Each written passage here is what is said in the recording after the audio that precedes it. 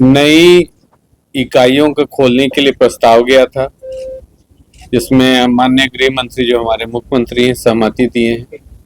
उस संबंध में आपको अवगत करवानी थी। 2 नई इकाई जिसकी गठन की सहमति मिल गई है, अब कैबिनेट में जाएगी क्रिएशन के लिए जहां भी जरूरत होगा। वो एक साइबर क्राइम कम साइबर सिक्योरिटी इकाई है।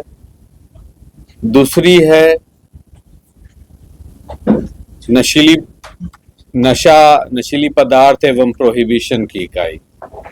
अब तक जो एनडीपीएस एक्ट से संबंधित कांडों थे वो इकोनॉमिक ऑफेंसेस विंग देख रहा था, और प्रोहिबिशन को लागू करने के लिए सीआईडी के अंतर्गत ही एक इकाई थी। बट वर्तमान में जो समाज में बदलाव आई है, जो नवयुवक नशा की ओर कुछ बढ़ते हुए हैं, हमने प्रस्ताव भेजी थी कि अलग से प्रोहिबिशन, अवैध शराब का खपत करने वाले के खिलाफ कार्रवाई एवं सभी नशीले पदार्थ जिसमें दवाइयां भी होती हैं, फार्मास्यूटिकल कई दवाई भी ऐसी होती है जिसे प्रिस्क्रिप्शन ड्रग कहते हैं, वो आम तौर पर बाजार में बिक्री हो रही है और नवयुवक और अन्य लोग भी उसकी प्रयोग कर रहे हैं।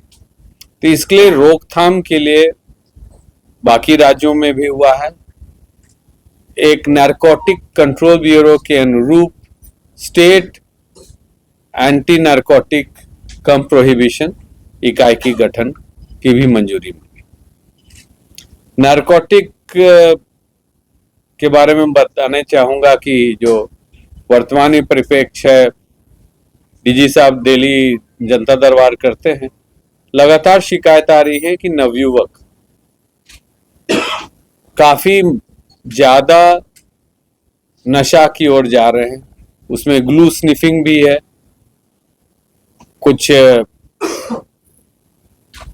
रेलवे लाइन किनारे देखेंगे, फिर थिनर, एक पेंट का थिनर का आता है केमिकल, उसका भी प्रयोग करते हैं।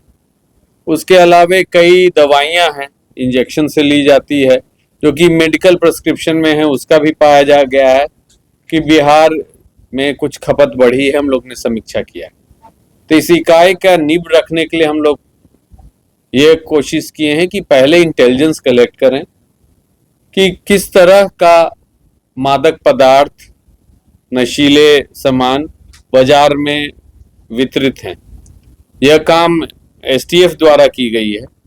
जनवरी माह में एक स्पेशल इकाई कुछ 5 ही 6 ऑफिसर्स का हम लोग बनाए थे, जिनका काम था कि किस किस तरह की रासायनिक नशीली पदार्थ या गांजा, भांग, चरस तो हम लोग सब जानते हैं, और ओपियोइड्स क्या क्या बाजार में और कहां से आ रहा है।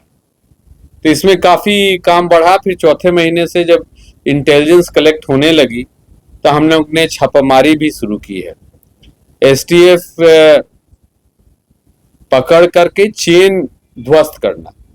तो जो हमारे इंटेलिजेंस से कलेक्शन हुआ है, यह मालूम हुआ कि पिछले 4-5 साल में ओपियोइड्स हुआ पॉपी से डिराइव्ड। पॉपी एक फूल होती है जिसके सैप से बनता है हेरोइन। हेरोइन ही रॉ फॉर्म में स्मैक बोलते हैं, ब्राउन शुगर बोलते हैं, और रिफाइंड में ओपियम हो जाता है। मॉर्फिन उस बीच में होती है। तो ये कहाँ से सप्लाई हो रही है, जो पुड़िया में या इंजेक्शन से लोग ले रहे हैं, इस पर काफी अध्ययन किया गया और इंटेलिजेंस कलेक्ट की गई। तो मालूम हुआ कि नेपाल से भी आ रही है, नॉर्थ ईस्ट से भी आ रही है, यूपी से भी, साथ ही साथ झारखंड से लगा हुआ जो हमारा सीमा है, वहां भी काफी मात्रा में पॉपी कल्टीवेशन हो रही है।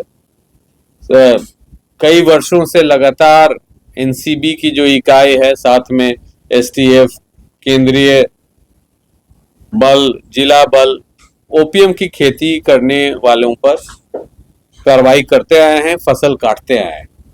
ज्यादातर ये ओपीएम की जो खेती हो रही है हमारे यहाँ बिहार में जो है, अब कवाकोल में भी पाई गई है, परंतु गया ही बॉर्डरिंग चतरा पलामू में पाया गया। तो जो इंटेलिजेंस कलेक्ट हुआ, मालूम हुआ कि वहां से लोग लेके आते हैं, उसको पोश्ता बोलते हैं, हस्क पोश्ता का चाय भी काफी ट्रक पंजाब से आने जाने वाला ट्रक ड्राइवर उसके चाय भी पीते हैं।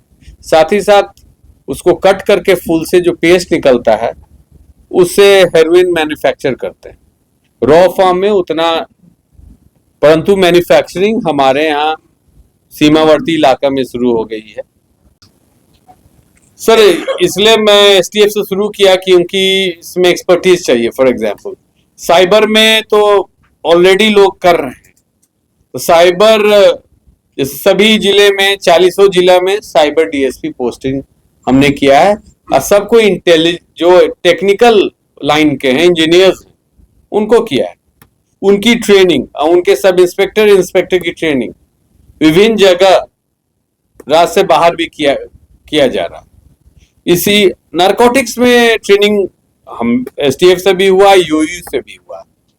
तो मैन पावर, कोई इकाई खड़ा होने के लिए उस स्पेशलाइजेशन के लिए मैन पावर भी चाहिए, तो हम क्रिएट कर रहे हैं ऑलरेडी। और बाकी तो सरकार में संकल्प जाएगा, कुछ भवन की अभाव होगी, पोस्टिंग हो जाएगी, हमको लगता है शीघ्र ही, जैसे ही कैबिनेट में नोट जाता है, पास हो जाता है, हम लोग कार्रवाई शुरू कर देंगे। क्या होगा सर ऑफिसर ओरिएंटेड होगा, दे विल बी, मतलब ये लोग guidelines and follow up action करेंगे। जैसे साइबर इकाई में है, पहले भी आपको बताए हैं कि एक एसपी ऑपरेशन होंगे, एक एसपी सिक्योरिटी होंगे जो हैकिंग वुकिंग के संबंध में देखेंगे, हमारे जो अपना डाटा है उसको भी कैसे सिक्योर करें, सरकारी तंत्र, और एक ट्रेनिंग देखेंगे। अब साइबर थाना तो खुल गए, उसमें डीएसपी की पोस्टिंग हो गई, सरकारी मापदंड के तहत इंस्पेक्टर से नीचे आईओ नहीं हो सकते हैं, तो उन वैसे इंस्पेक्टर्स का ट्रेनिंग। तो हमको एक सेंटर ऑफ एक्सीलेंस चाहिए राज्य के अंतर्गत, जो कि राज्य से बाहर से भी संपर्क में रहें और हैंड होल्डिंग करें, रास्ता दिखाएं अधीनस्थों को। क्योंकि आप देखें कि साइबर क्राइम काफी सोफिस्टिकेटेड होती जाती है, वो अपना मोडस ऑपरेंडी जो कार्यशैली बदलते रहते हैं। उसी प्रकार स्मगलिंग नेटवर्क जितना है, वो शराब की स्मगलिंग नेटवर्क हो या मादक पदार्थ की, उसमें भी काफी इनोवेशंस आते रहती है, नए लिंकेजेस होते हैं। तो ये दोनों में सोफिस्टिकेशन लाने के लिए इकाई खोली जा रही है। और जो मुख्यालय में जैसे जो एडीजी कम आईजी रहेंगे साइबर, उनके अधीनस्थ रहेंगे, उनका मुख्य काम होगा महत्वपूर्ण केसेस, वो खुद नियंत्रण में रखेंगे और उसको फॉलो अप करेंगे। सभी केस, इतने ज्यादा केस रजिस्टर हो रहे हैं कि सभी का पूर्ण रूप से अनुसंधान भी करना बढ़िया से सरल टास्क नहीं है, परंतु जो डीएसपीज हैं, इंस्पेक्टर्स हैं, जो विभिन्न साइबर थाना में रहेंगे, उनका ट्रेनिंग दिलवाना इनका काम होगा। फिर एक लैब होगा इनके अधीन, साइबर लैब, जो मोबाइल लैपटॉप सीज होके आता है उसका भी तो एनालिसिस और डाटा निकालना, उसका विश्लेषण करना। उसी प्रकार नारकोटिक्स में एनसीबी से तालमेल रखना, नारकोटिक्स क्राइम ब्यूरो, हम लोग तालमेल बनाए हैं। इनफैक्ट उनको ऑफर भी किए कि महत्वपूर्ण केस कुछ आप अनुसंधान करने चाहते हैं तो हम लोग देने चाहते हैं। और नेटवर्क्स कहां से ये नशीली पदार्थ आ रही हैं, कौन कौन बिक्री कर रहे हैं।